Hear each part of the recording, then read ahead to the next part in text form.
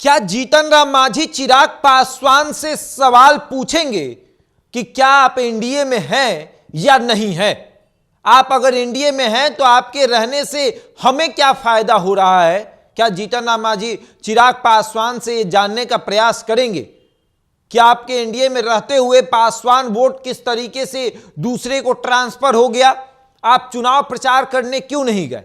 क्या जब एनडीए की बैठक होगी तो चिराग पासवान से यह सवाल किया जाएगा कि आपने एनडीए में रहते हुए भीतरघात किया है, आपने हर संभव प्रयास किया कि वहां से जीतन राम मांझी की बहू चुनाव हार जाए?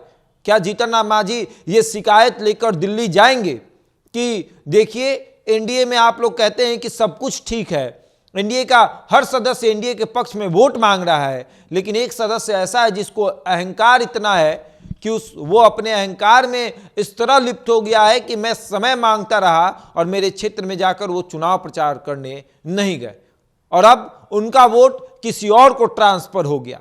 यानी कि चिराग पासवानों का वोट जो है वो जीतन राम मांझी के बहू को नहीं दिला पाए, क्योंकि देखा गया कि जब पासवान बस्ती का ईवीएम खुला तो सारा का सारा वोट जो है वो जितेंद्र पासवान की तरफ ट्रांसफर हो रहा था, जो कि जनसुराज के हैं। और जब जितेंद्र पासवान की तरफ ट्रांसफर हो रहा था तो लोग ये मानने लगे कि अब दीपा मांझी की हार होने वाली है, और जीत भी हुई है तो बहुत कम मार्जिन से 3000 वोटों से जीत हुई है।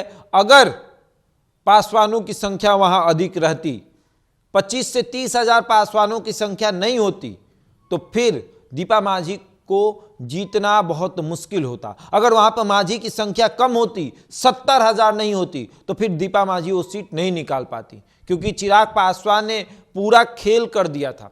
चिराग पासवान ने पूरी सेटिंग कर दी कि नहीं, पासवान का एक भी वोट जो है वो दीपा मांझी को नहीं मिलना चाहिए। सबसे तो पहले उन्होंने अपने एक बयान में ये कह दिया कि परिवारवाद वो कर रहे हैं, और उसके बाद फिर न जाकर ये दिखा दिया, पासवानों को ये बता दिया कि चिराग पासवान इस योगदान में कहीं नहीं है, चिराग पासवान यहां वोट मांगने नहीं आएंगे। अगर चिराग पासवान वोट मांगने जाते तो शायद जितेंद्र पासवान को 10 से 15,000 वोट मिलता।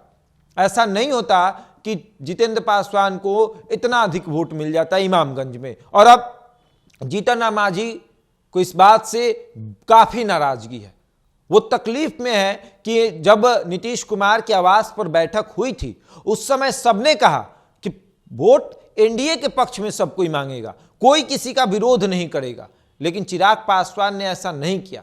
चिराग पासवान ने गद्दारी की है, धोखा दिया है, और अब वो शिकायत लेकर पहुंचेंगे दिल्ली जाएंगे, वहां पर अपनी बातों को रखेंगे। वो बताएंगे कि किस तरीके से जब सब कुछ तय हो गया था तो आखिर फिर ये क्यों हुआ, क्यों हमारे पक्ष में वोट नहीं मांगा गया, क्यों पासवानों का वोट जो है वो कहीं और ट्रांसफर हो गया, ऐसा क्यों हुआ? ये सवाल चिराग पासवान से जरूर पूछा जाएगा, और जब चिराग पासवान से ये सवाल पूछा जाएगा तब चिराग पासवान क्या जवाब देंगे, ये भी एक बड़ा सवाल है। क्योंकि चिराग पासवान ने कहा कि हम एनडीए के पक्ष में, हम भाजपा के पक्ष में हैं, लेकिन जीतन राम मांझी कह रहे हैं कि ये एनडीए के पक्ष में नहीं है, ये दिखते हमारे साथ है लेकिन रहते हमारे साथ नहीं है, इनका वोट हमारे साथ नहीं आता है।